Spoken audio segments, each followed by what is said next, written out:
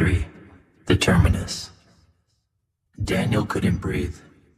The enormous station stood before the train. The Terminus. Its towers disappeared into darkness. Millions of lights glowed behind massive black windows, and thousands of figures waited on the platforms. The train stopped. Silence. Nobody moved. Nobody spoke. Then the conductor's voice echoed through the carriage. "Final destination." The doors opened. Cold air flooded inside. Several passengers immediately stood up, as if hypnotized. Daniel watched them walk toward the platform. The old woman grabbed his sleeve. "Don't go." "What happens if I stay?" She looked at him with tears in her eyes. "You become part of the train." Before Daniel could answer, screams erupted outside. The passengers who stepped onto the platform were surrounded by shadows. Dark figures dragged them into the station, gone within seconds. The conductor smiled. "Your choice." Daniel looked around. Then he ran. Not toward the platform, toward the next carriage. The conductor's smile vanished. "Stop him!"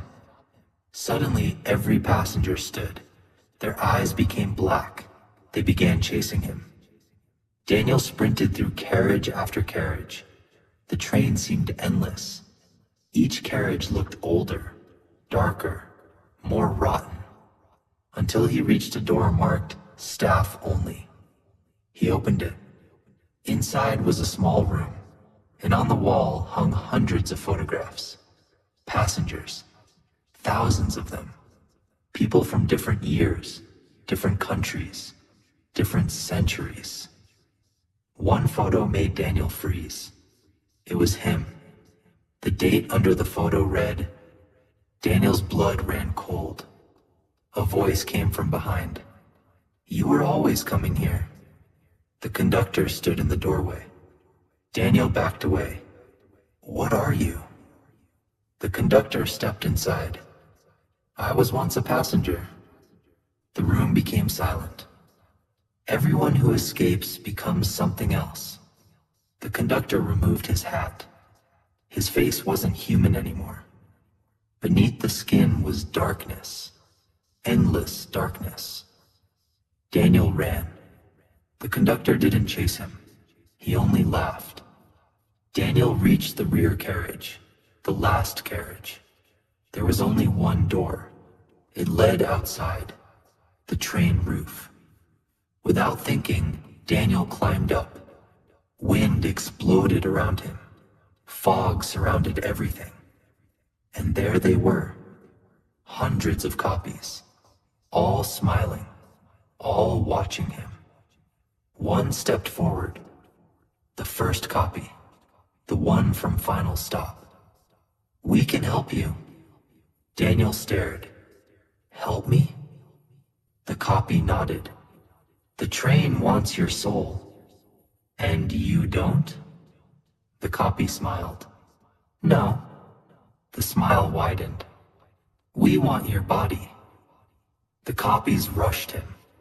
Daniel ran across the roof, jumping over gaps, fighting the wind.